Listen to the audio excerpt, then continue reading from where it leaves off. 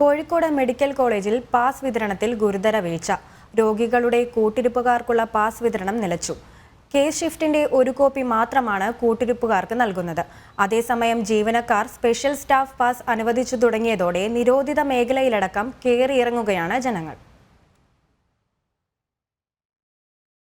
കർശന നിയന്ത്രണമുള്ള കാത്തല, പക്ഷാഘാത, തീവ്രപരിചരണ വിഭാഗങ്ങളിലേക്ക് വരെ സന്ദർശകർ എത്തിയെന്ന പരാതി ഉയർന്നതോടെയാണ് പാസ് വിഷയം ശ്രദ്ധിക്കപ്പെട്ടത്. സാധാരണ പാസ് നൽകുമ്പോൾ സുരക്ഷാ വിഭാഗത്തിലോ അഡ്മിനിസ്ട്രേഷൻ വിഭാഗത്തിലോ രജിസ്റ്റർ ചെയ്യും. കൂട്ടിരിപ്പുകാർക്ക് ഒരു പാസും നൽകും.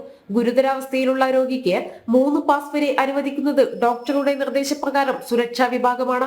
ഇതെല്ലാം രജിസ്റ്ററിൽ ചേർക്കുകയും ആദ്യം കൊടുത്ത പാസ് തിരിച്ചു വാങ്ങുകയും ചെയ്യും. എന്നാൽ ഇതെല്ലാം കാറ്റിൽ പറത്തുകയാണ് കോഴിക്കോട് മെഡിക്കൽ കോളേജിൽ. ഒരു ഉത്തരവാദിത്വമില്ലാത്ത കുത്തഴിഞ്ഞ നിലപാടായിട്ട് മാത്രമേ ഇതിനൊക്കെ കാണാൻ വേണ്ടി സാധിക്കുള്ളൂ. ഈ സർക്കാരിൻ്റെ കെടുകാര്യസ്ഥതയാണ് ഇതിലൂടെ വെളിവാക്കപ്പെട്ടിരിക്കുന്നത്. തീർച്ചയായിട്ടും ഇതിനെതിരെ വളരെ വലിയ പ്രതിഷേധം ഉയർന്നു വരികയാണ്. മെഡിക്കൽ കോളേജ് പോലുള്ള ഒരു സ്ഥലത്ത് പോലും ഒരു ഭരണരംഗത്ത് ഒരു കൃത്യത വരുത്താൻ സാധിക്കാത്ത വിധത്തിൽ ഭരണരംഗം താറുമാറായി കിടക്കുകയാണ്. ഷൊർണൂരിലെ സർക്കാർ പാസിൽ നിന്നും അച്ചടിച്ച പാസ് എത്താതെ ആയതോടെയാണ് കൂട്ടിരിപ്പുകാർക്കുള്ള പാസ് വിതരണം നിലച്ചത്. കമ്പ്യൂട്ടറിൽ രേഖപ്പെടുത്തുന്ന കേസ് ഷീറ്റിന്റെ ഒരു കോപ്പിയാണ് താൽക്കാലികമായി കൂട്ടിരിപ്പുകാർക്ക് നൽകുന്നത്. സീലും ഒപ്പും ഇല്ലാത്തതിനാൽ ഇത് ദുരുപയോഗിക്കപ്പെടുകയാണ്. കോവിഡ് വ്യാപനത്തിന് ശേഷമാണ് സന്ദർശകർക്ക് മെഡിക്കൽ കോളേജിൽ കർശന നിയന്ത്രണം ഏർപ്പെടുത്തിയത്.